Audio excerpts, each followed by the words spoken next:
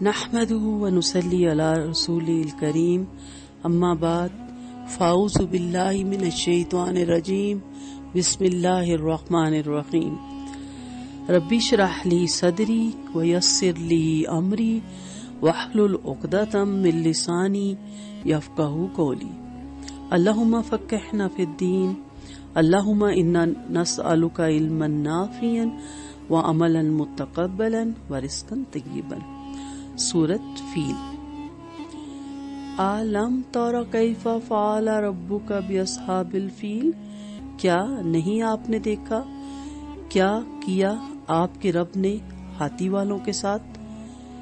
أَلَمْ نَجْعَلْ كَيْدَهُمْ فِي تَضْلِيلٍ، کیا نہیں اس نے کر دیا تھا ان کی چالوں کو بیکار؟ وَأَرْسَلَ عَلَيْهِمْ طَائِرًا أَبَابِيلَ، اور اس نے بھیجے ان پر پرندے جھنڈ کے جھنڈ۔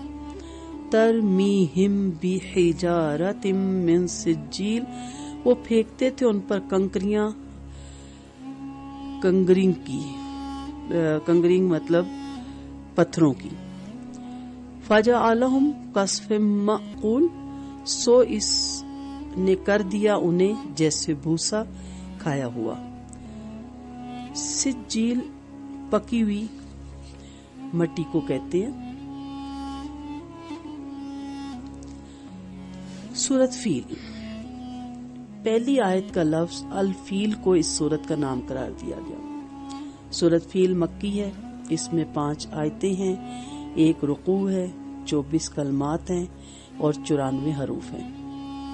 ہاتھی والے ابرہما اور اس کے ساتھیوں کا قصہ اور ان کا بھیانک انجام اس سورت کا موضوع ہے۔ اصحاب الفیل کون تھے؟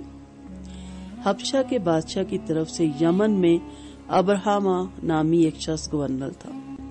اس نے یمن کے دارالحکومت صنعا میں ایک بہت بڑا گرجا تعمیر کیا۔ اس کا مقصد تھا کہ لوگ عبادت اور حج اور عمرے کے لیے خانہ کعبہ جانے کے بجائے یہاں آئیں۔ اہل مکہ اور عرب کے دیگر قبائلوں کو یہ بات سخت ناگوار گزری، چنانچہ ان میں سے ایک شخص نے ابرہا کے بنائے ہوئے عبادت خانے کو پلیدی اور گندگی سے آلودہ کر دیا۔ ابرہا کو جب یہ اطلاع ملی کہ اس کے بنائے ہوئے گرجے کو کسی نے نجاست سے آلودہ کر دیا تو اس نے خانہ کعبہ کو گرانے کا عزم کر لیا اور ایک لشکر جرار لے کر مکہ پر حملہ آور ہوا۔ اس کے لشکر میں بہت سے ہاتھی بھی تھے، اسی وجہ سے ان کو اصحاب الفیل ہاتھی والے کہا جاتا ہے۔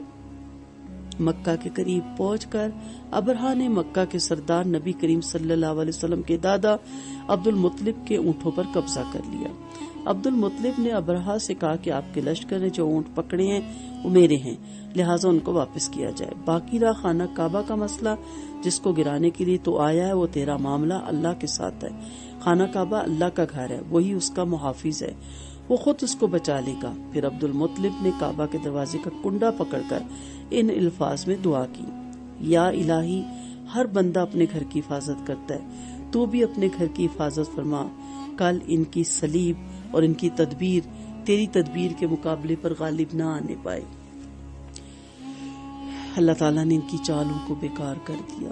ابرہما عظیم الشان لشکر لے کر خانہ کعبہ کو ڈھانے کے لیے جس مذموم اور ناپاک ارادے کے ساتھ آیا تھا، اللہ تعالیٰ نے اس کو بری طرح ناکام اور نامراد کر دیا۔ ابرہا کی چال فقط یہی نہیں تھی کہ خانہ کعبہ کو گرا دے اور لوگوں کی توجہ اپنے گرجے کی طرف مبذول کروا دے، بلکہ وہ تمام تر تجارتی، معاشی، معاشرتی اور سیاسی فائدے بھی حاصل کرنا چاہتا تھا جو خانہ کعبہ کی وجہ سے قریش مکہ کو حاصل تھا۔ لیکن اللہ تعالیٰ نے اس کی چال کو ناکام بنا دیا اور اس کو لینے کے دینے پڑ گئے۔ اللہ تعالیٰ نے غول در غول پرندے بھیجے۔ جب ابرہا کا لشکر خانہ کعبہ کو ڈھانے کے ارادے سے مکے میں داخل ہونے کے لیے آگے بڑھا تو اس کے لشکر کا خاص ہاتھی، جس کا نام محمود تھا، اچانک بیٹھ گیا۔ ہاتھی والوں نے اس کو اٹھانا چاہا لیکن وہ اپنی جگہ سے نہ ہلا۔ اس کو بڑے بڑے آئینی تیروں سے مارا گیا، اس کی ناک میں لوہے کا انکرا ڈالا گیا، یہاں تک کہ وہ زخمی ہو گیا مگر اپنی جگہ سے نہ ہلا۔ اسے جنوب، شمال اور مشرق کی طرف موڑ کر چلانے کی کوشش کی جاتی تو وہ دوڑنے لگتا، جب مکہ کی طرف موڑا جاتا تو فوراً بیٹھ جاتا اور کسی طرح آگے بڑھنے کے لیے تیار نہ ہوتا۔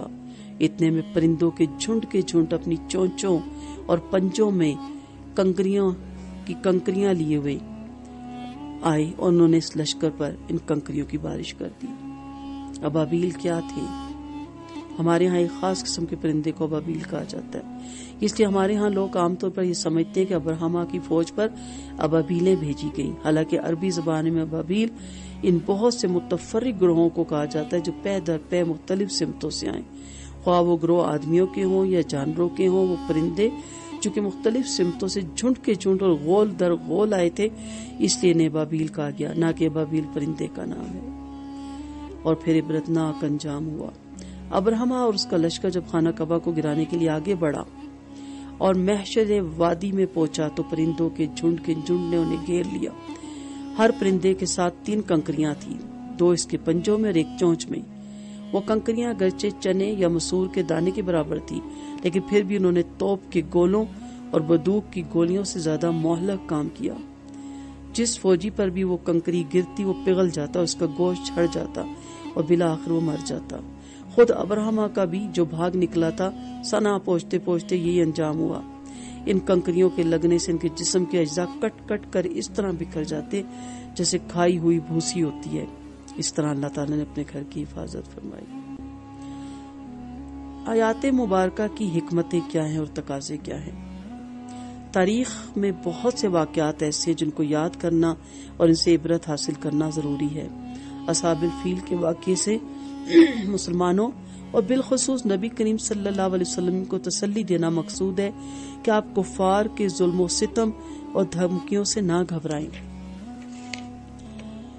جس اللہ نے ہاتھی والوں سے اپنے گھر کی حفاظت فرمائی، وہ ان کے شر سے بھی آپ کی حفاظت فرمائے گا۔ اس میں یہ بھی ایک حکمت ہے کہ انسان حق پر ہو اور دنیاوی قوتیں اس کی مدد کرنے سے عاجز آ جائیں تو اللہ تعالیٰ اس کی مدد ضرور کرتا ہے۔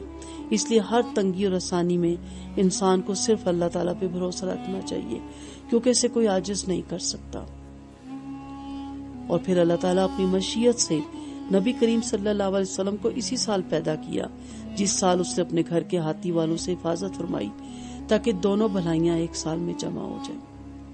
اللہ تعالیٰ کے مقدس گھر کی حفاظت کے سلسلے میں قدرت الہی کی کھلی نشانی دیکھنے کا تقاضا تھا کہ کفار مکہ نبی کریم صلی اللہ علیہ وسلم پر ایمان لانے میں جلدی کرتے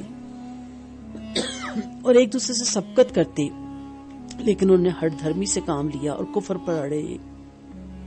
اللہ تعالیٰ اپنے ہر کام پر غالب ہے، دنیا کی کوئی طاقت اس کو مغلوب نہیں کر سکتی۔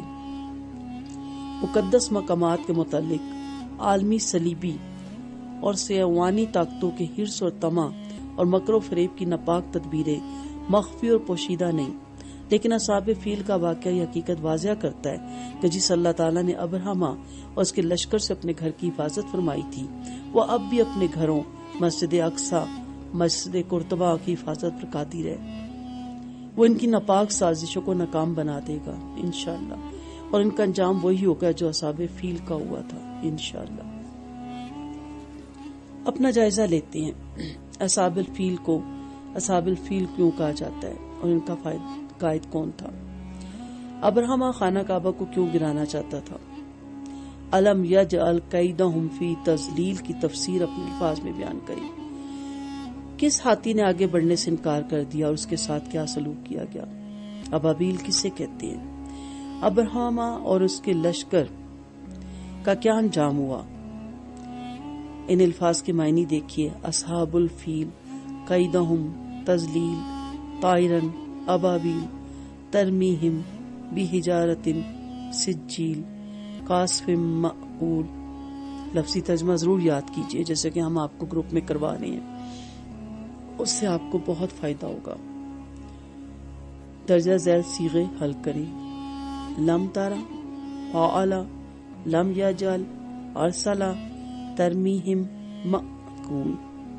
اللہ تعالیٰ اس میں جو سبق ہے اسے ہمیں سمجھنے کی، اس پہ عمل کرنے کی توفیق دے، اور ہمارا ایمان بھی اتنا ہی مضبوط کرے، اور ہمارا بھروسہ توکل اپنے رب پہ ہو کہ جہاں اسباب ختم ہو جاتے ہیں وہاں اللہ کی معجزات اور کرامات شروع ہوتی ہیں۔ لم ترى واحد مذکر حاضر ہے، فاعل واحد مذکر غائب ہے، لم یجعل واحد مذکر غائب ہے، ارسل واحد مذکر غائب ہے، ماضی کا صیغہ ترمیہم واحد مؤنث غائب ہے، مضارع ہے. معقول واحد مذکر اسم مفعول ہے، مصدر بھی ہے.